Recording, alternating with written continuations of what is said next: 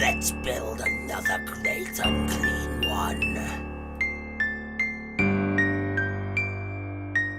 Is sponsored by Putrid Painting.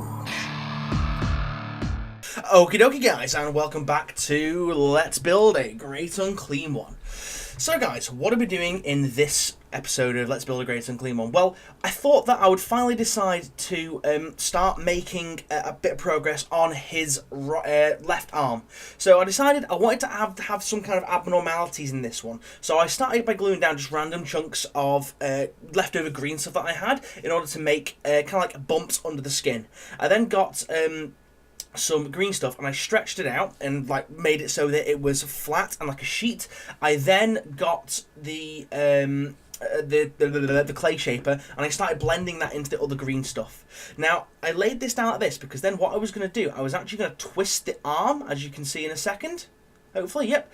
So that would form a natural fold where the elbow and where the elbow armpity kind of area is, and that would add a look like skin that wasn't quite right, that wasn't quite there, wasn't quite formed properly.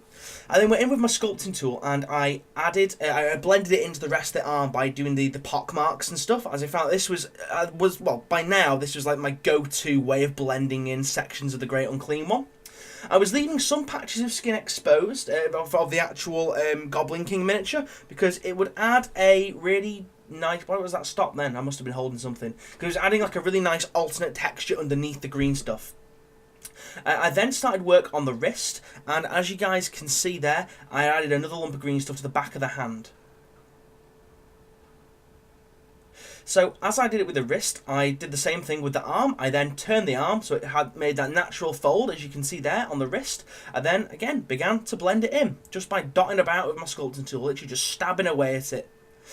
Now, this gives the effect of some kind of like seam that the Great Unclean One has. I was just twisting it again there just to kind of make the folds a little bit more prominent. But yeah, so by using the pockmark effect, it does add like a bit of a seam to it, but it's a seam that goes with the whole overall look of the miniature. Now, after I'd done that, it was time to add some micro beads. So I put them in a paint pot lid and just literally applied them with my finger. Because the actual, it sounds really dirty, the actual natural greases that your skin has is enough to hold these micro beads on. Now, I wanted this entire arm to kind of mirror the bubbles and the pocks and the boils of his right leg. So I added a lot of these. And it actually looks quite good. Although, at the moment, he does look rather fabulous. He's a fabulous, sparkly, great, unclean one. Because of all the multicoloured micro beads. After I applied the micro beads, I decided to apply some more cut in half green stuff spheres, and that would again tie it in with the rest of the theme of the miniature. I decided to bunch some of these up rather than putting them in random places because from looking at horrible pictures of like medical conditions and stuff, you very rarely just get one random boil popping around. They normally pop up like boils and warts and stuff. They pop up in like sections. So it was then time to do some more work on the hand, so again added some more pock marks and blended it a little bit more with his fingers by pulling it down with my finger and like smoothing it off so there was a smooth transition between the toy and the actual green stuff itself. I didn't do anything with the underside of the hand because this was the hand that was going to be holding the weapon, so I decided I was going to leave it at that so I could actually still make the weapon removable. So, I added some more green stuff for the shoulder, and as you saw just then, I had a little nurgling, because I thought it'd be quite cool to have like a little nurgling buddy for the Great Unclean One, just chilling on his shoulder. So I splurged some green stuff down there. Splurged, I'm using that word a lot today. I put some green stuff down there, and then I literally got the sculpting tool and just squished it all down, because I wasn't too fussed about detailing at this point. So after I did that, I got the nurgling and I literally stuck him in and I slid him across to make it look like he had kind of like made like a little trail, like a little nest-like trail, just through the Great Unclean One, and like on his little shoulder. So he's whispering in his ear like, "Daddy, Daddy, look what I can do," kind of like that. Again, smoothing some more of it down with the end of the sculpting tool. I then decided to go in there with my finger and add some more micro bead boils, which again tied it in with the rest of the miniature and also eliminated some of the roughness that the area was. Then it was time to do some work on his booty, on his behind, on his derriere, on his gluteus maximus. So I decided I was going to have a horrible, dirty, prolapsed arsehole that was going to be having loads of poo. Maybe have him laying out a fresh cable and loads of nurglings, or maybe just laying out a cable and having skeletons and zombies in there. So I started by rolling a bit of green stuff, smoothing it down with my fingers, and then applying it and grafting it to the arsehole, the general arsehole area of the Great Unclean One. Now, I've got to say, guys, in order to make this prolapsed arse, I had to look at some pretty horrendous pictures on Google Images with Safe Search off. That's right, Safe Search was off when I searched for prolapsed arsehole. If you guys want to be grossed out, do that. Google Safe Search off and type in prolapsed arsehole. If you are under 18, I highly suggest that you don't know, and I will not be held responsible for warping of minds. Anyway, so I wanted kind of like a muscular texture on this, so I got a green stuff strip, rolled it up to make like the kind of like muscle, kind of the kind of sphincterish kind of construct that I normally do, and then I applied that and grafted that again to the derriere section of the Great Unclean One, and this would kind of add like muscle, an area of muscle that would contract and tighten and loosen depending on how much junk he was trying to expel from his trunk. And I was thinking to myself, well, it's not quite right there. That doesn't look too right, just one. So I decided, I know what I'll do. I'll do a little bit more work on this section first, whilst I get some more ideas. And my camera went rather blurry then as well.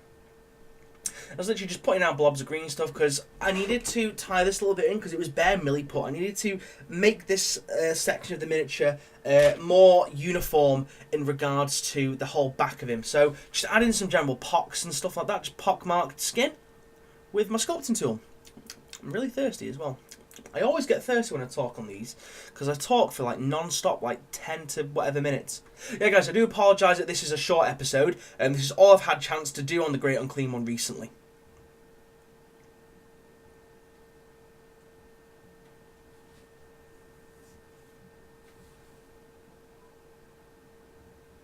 No, guys, the audio has not broken. I just decided not to speak for a while because I was trying to moisten the old mouth. But yeah, it was at this point that I was thinking of ideas for his left leg, and I didn't really know what to do, I'll be completely honest with you. So I think on his left leg I'm going to have this like some kind of really dirty mouth, just because I think a mouth on a leg is something that you don't really see an awful lot of the time. So I think I'm going to go with that idea. But again, guys, if you have any suggestions for what I can do for the leg, please throw it down in the comment section. Okay, so now I went in with my sculpting tools again, and I added some more alternate kind of boils. That was when I literally just, whoa, don't know what the fuck went on then. Just when I get a bit of a pen and I press it in and roll it around a bit just to make it look a bit alternate. So now, I wasn't happy with this section of the arsehole, so I decided I'm going to make another bit of prolapseness. So I look like it's like funneling down. Because again, I've been looking at those horrible pictures. Some of the prolapsed arseholes are just horrible. And I do realise that I've said prolapsed arsehole about 20 times on this episode. So actually, I just tucked another bit in there like that and blended it in with the other bit. And that would form the last section of the booty pipe. Like I say, also, throw me up some suggestions in the comments down below what I can have coming out of it, which would be quite interesting. I'm thinking just a massive curly dog turd coming out with like some zombies and skeletons, or maybe some diarrhea gushing out, I'm not quite sure. So if you want to leave any suggestions in the comment section below, guys, please feel free to do so. Can't quite remember what I was doing on this little section now. Rolling some green stuff for something, but it escapes me. It actually escapes me. Was I? Ah, yes. I was rolling it. I was making another muscle mass construct to go around the other bit where it joins. Again, just to kind of tidy it up a little bit and make it look not so just stuck on there. But anyway, guys, this is the end of the episode pretty much. So thank you so much for watching. Please don't forget to check out Putrid Painting. They're an absolutely awesome website. It's where I get all my green stuff supplies from. I'll put a link in the doobly-doo down below. But yeah, guys, thank you very much for watching, and I'll see you again on the next video that I